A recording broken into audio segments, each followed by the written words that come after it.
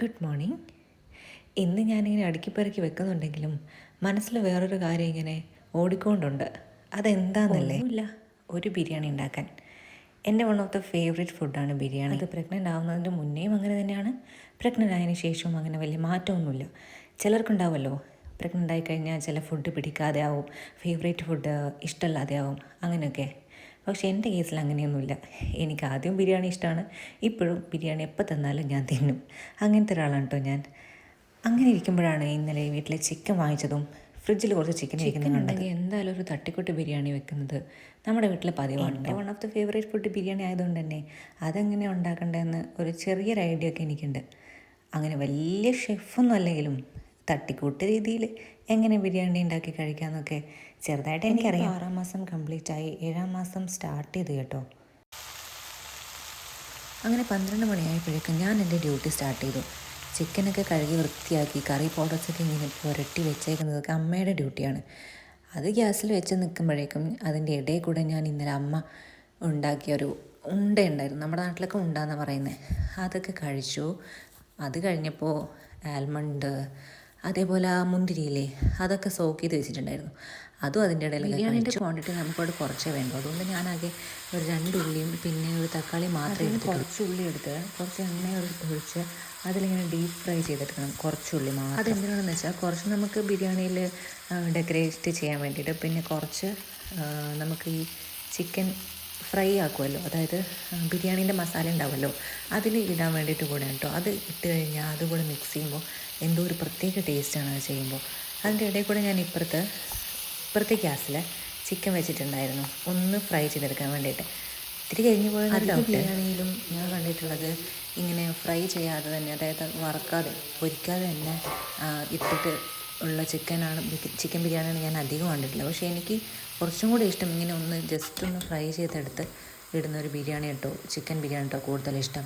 അപ്പോൾ അതിൻ്റെ ഇടയിൽ ഈ ഒരു കളർ, നമ്മൾ നേരത്തെ വെച്ച ആ ഒരു ഉള്ളി ഉണ്ടല്ലോ, ഈ ഒരു കളറാകുമ്പോഴേക്കും നമുക്ക് കോരിയെടുക്കാം. വേണമെങ്കിൽ കുറച്ചും കൂടെ കളറാകുന്നവരെ നമുക്ക് വെയിറ്റ് ചെയ്യാം. പക്ഷേ എനിക്ക് കുറച്ചും കൂടെ വെച്ച് കഴിഞ്ഞാൽ അതെന്തായാലും കരിഞ്ഞു പോകുമെന്ന് അറിയാവുന്നതുകൊണ്ട് ഞാൻ ഈ ഒരു കളർ തന്നെ അത് വാരി എടുത്തുട്ടോ. അതിനുശേഷം 2 സൈഡും ഒന്ന് മര്യാദയ്ക്ക് ആയ ശേഷം ചിക്കനെ നമുക്ക് വേറൊരു പാത്രത്തിലേക്ക് കോരി മാറ്റി വെക്കാം. ചിക്കൻ മുഴുവൻ മാറ്റി വെച്ച് കഴിഞ്ഞാൽ ആ ഒരു പാനിൽ ഈ ചിക്കൻ വറുത്തതിൻ്റെ എണ്ണ കുറച്ച് ബാക്കി കിടപ്പുണ്ടാവും.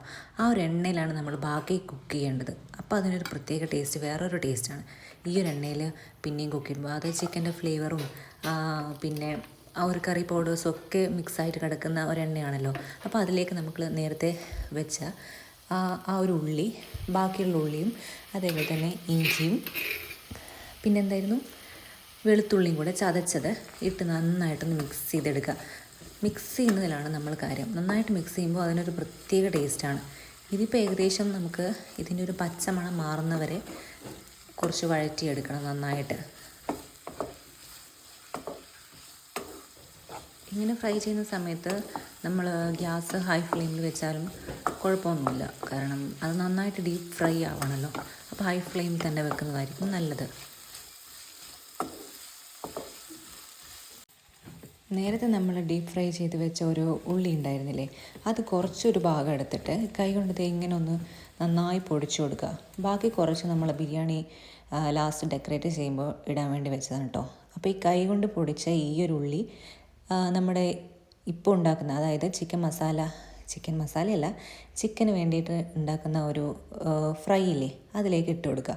എന്നിട്ട് ഇതും കുറച്ച് നേരം നന്നായിട്ടൊന്ന് മിക്സ് ചെയ്യുക. ഇത് നന്നായിട്ട് മിക്സ് ചെയ്യുന്ന സമയത്ത് എന്താണെന്ന് വെച്ചാൽ ആ ഒരു ബ്ലാക്ക് കളർ ഉള്ള നമ്മുടെ ഒനിയൻ ഉണ്ടല്ലോ ഡീപ് ഫ്രൈ ചെയ്തത്, അതും ഇപ്പോൾ ഉള്ള ഉള്ളിയും കൂടെ രണ്ടും കൂടെ മിക്സായിട്ട് നല്ല അടിപൊളി വേറൊരു കളറായിട്ട് വരും. അത് ആ ഒരു കളറിലാണ് എനിക്ക് ആക്ച്വലി ബിരിയാണീൻ്റെ മസാല കഴിക്കാൻ ഇഷ്ടം. അപ്പോൾ അതിൻ്റെ കൂടെ ഒരു തക്കാളി ഉണ്ടോ ഞാനിവിടെ എടുത്തേക്കുന്നത്, ആ ഒരു തക്കാളിയും കൂടെ ഇട്ട് കൊടുത്ത് നന്നായിട്ട് ഇളക്കുക. ഞാൻ ചിലർ ഇളക്കാതെ മൂടി വെക്കുന്ന ആൾക്കാരുണ്ടാവും, പക്ഷേ എനിക്ക് ഇതിങ്ങനെ ഇളക്കിക്കൊണ്ടേ നിന്നാൽ എല്ലാം കൂടെ നന്നായിട്ട് മിക്സായിട്ട് നമുക്ക് ഈ ഒരു കളറായിട്ട് കിട്ടും. ഇങ്ങനെ ആ ഒരു ബ്ലാക്ക് കളർ ഒനിയൻ്റെ കൂടെ മിക്സായപ്പോൾ നമുക്ക് വേറൊരു കളർ കിട്ടിയില്ലേ, നമ്മൾ മസാലകളൊന്നും ചേർക്കാതെ ഉള്ളൊരു കളറാണത്. അപ്പോൾ അതിനകത്തേക്ക് നമുക്ക് ആവശ്യത്തിനുള്ള എല്ലാ പൊടികളും വേണ്ടതൊക്കെ ചേർത്ത് കൊടുക്കാം. ഞാനിവിടെ ചേർത്ത് എന്തൊക്കെയാണെന്ന് വെച്ചാൽ മഞ്ഞൾപ്പൊടി, മുളക് പൊടി, പിന്നെ ചിക്കൻ മസാല, ഗരം മസാല, അതേപോലെ എന്തായിരുന്നു കുറച്ച് മല്ലിപ്പൊടിയും കൂടെ ചേർത്ത് കൊടുത്തിട്ടുണ്ടായിരുന്നു. അത് കഴിഞ്ഞ് നന്നായിട്ട് അതിനെ പിന്നെയും മിക്സാക്കി എടുക്കുക. കാരണം ആ കറി പൗഡേഴ്സിൻ്റെ ഒക്കെ ആ ഒരു പച്ചമണം മാറുന്നവരെ നമ്മൾ എന്തായാലും ഒന്ന് നന്നായിട്ട് ഇളക്കി കൊടുക്കുക തന്നെ വേണം. എന്തിനാ ഇങ്ങനെ ഇത്രയധികം ഇളക്കുന്നതെന്ന് ചോദിച്ചാൽ മിക്സിങ്ങിന് നമ്മുടെ കുക്കിങ്ങിൽ നല്ലൊരു ഇമ്പോർട്ടൻ്റ് ആയിട്ടുള്ളൊരു പ്ലേസ് ഉണ്ട്. നമ്മൾ എത്രത്തോളം മിക്സ് ചെയ്യുന്നു അത്രത്തോളം ടേസ്റ്റി ആയിരിക്കും ആ ഒരു ഫുഡ്. എനിക്ക് തോന്നിയിട്ടുള്ളതാണ് കേട്ടോ. എസ്പെഷ്യലി ഞാൻ ബിരിയാണി ഉണ്ടാക്കുന്ന സമയത്തൊക്കെ എനിക്ക് തോന്നിയൊരു കാര്യമാണ് ഞാൻ പറഞ്ഞത്. പിന്നെ അതിൻ്റെ കൂടെ ഞാൻ ചേർക്കുന്ന ഒന്നാണ് തൈര്. 2 സ്പൂൺ തൈര് ഞാൻ ചേർക്കും. പിന്നെ ആവശ്യത്തിന് ഉപ്പ് നിങ്ങൾ ചേർക്കണമെന്ന് ഞാൻ ഇതിനകത്ത് കാണിക്കാൻ മറന്നുപോയതാണ്. ഉപ്പ് നോക്കി ഉപ്പും കൂടി ഇട്ടതിന് ശേഷം നമ്മുടെ മെയിൻ ഇൻഗ്രീഡിയൻ്റ് ആയിട്ടുള്ള നേരത്തെ വറുത്ത് വെച്ച ആ ഒരു ചിക്കൻ ഉണ്ടല്ലോ അതും കൂടെ ഒന്ന് ഇട്ട് കൊടുത്ത് പിന്നെ നന്നായിട്ട് ഇളക്കുക. അതേസമയം ഞാനല്ല അമ്മയാണ് ഇപ്പുറത്തെ സൈഡിൽ നമുക്ക് ബിരിയാണിക്ക് വേണ്ട റൈസും കുക്ക് ചെയ്യുന്നുണ്ടായിരുന്നു. അരിൻ്റെ അളവും കാര്യങ്ങളൊന്നും ഞാൻ പറയുന്നില്ല. അതൊക്കെ നിങ്ങൾക്ക് എത്ര ആൾക്കാരുണ്ട് എന്നൊക്കെയുള്ള രീതിയിൽ നിങ്ങൾക്ക് തന്നെ നോക്കി എടുക്കാവുന്നതാണ് കേട്ടോ. അപ്പോൾ ഞാനിത് ജസ്റ്റ് ഒന്ന് ദം ചെയ്യാൻ വേണ്ടി വെച്ചാണ്. കുറച്ച് ചോറിട്ടിട്ട് അതിൻ്റെ മേലെ നമ്മൾ മാറ്റി വെച്ച ചിക്കൻ ഉണ്ടല്ലോ, ഉണ്ടാക്കി വെച്ച ചിക്കൻ അതിട്ടിട്ട് പിന്നെ അതിൻ്റെ പുറത്തേക്ക് എല്ലാ ചോറും കൂടെ നമ്മുടെ റൈസ് എല്ലാം കൂടെ ഇടുക ചെയ്യാറ്. എന്നിട്ട് ആ ചോറിൻ്റെ മേലെ നമ്മൾ നേരത്തെ മാറ്റി വെച്ച ആ ഒരു ഡീപ്പ് ഫ്രൈ ചെയ്ത് വെച്ച ഒനിയൻ ഉണ്ടല്ലോ, നമ്മൾ ഡെക്കറേറ്റ് ചെയ്യാൻ വേണ്ടി വെച്ച ആ ഒരു ഒനിയൻ അതും ഇട്ട് കുറച്ചൊരു നാരങ്ങ നീരും കൂടെ പിഴിഞ്ഞ് പിന്നെന്താ ഈ ഒരു ബിരിയാണിക്ക് ഒരു യെല്ലോ കളർ കൊടുക്കാൻ വേണ്ടിയിട്ട് നമ്മൾ സാധാരണ ചൂടുവെള്ളത്തിൽ കുറച്ച് മഞ്ഞൾപ്പൊടിയൊക്കെ കലക്കി ഒഴിക്കാറുണ്ട് മഞ്ഞ കളർ കിട്ടാൻ വേണ്ടിയിട്ട്. പക്ഷേ ഈ ഒരു സമയം നമ്മളത് ചെയ്തിട്ടില്ല എന്നുള്ളതാണ്. എനിക്കത് വേണ്ടായിരുന്നു. പിന്നെ നെയ്യ് വേണമെങ്കിൽ ഒഴിക്കാം. എനിക്ക് നെയ്യ് വേണ്ടായിരുന്നു, അതുകൊണ്ട് ഞാൻ നെയ്യും യൂസ് ചെയ്തിട്ടില്ല. ഒരു തട്ടിക്കൂട്ട് ബിരിയാണിയാണ് ഞാൻ ഉദ്ദേശിച്ചത്. പെട്ടെന്ന് എങ്ങനെ ഉണ്ടാക്കാം അത് തന്നെ. അല്ലാതെ ഞാൻ പ്രോപ്പറായിട്ടൊരു ഷെഫൊന്നുമല്ല ഇങ്ങനെ ഉണ്ടാക്കണം അല്ലെങ്കിൽ ഇതേപോലെ ചെയ്യണം അങ്ങനെയൊന്നും നോക്കിയിട്ട് ഉണ്ടാക്കിയതല്ല കേട്ടോ.